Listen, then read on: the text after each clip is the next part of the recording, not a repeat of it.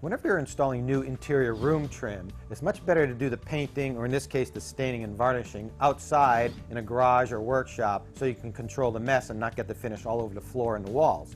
Now what I like to do when I'm applying polyurethane in particular, rather than using a brush, I like to apply the varnish with a foam roller. Now the advantage is that because the polyurethane is so thick, it has a tendency to pull the bristles out of the brush, then you get it in your finish. But with a foam roller, as you'll see, it conforms to the shape of the molding, gets right down into the deep crevices, plus it's a lot faster. And of course you're not going to be pulling out any bristles because there are none.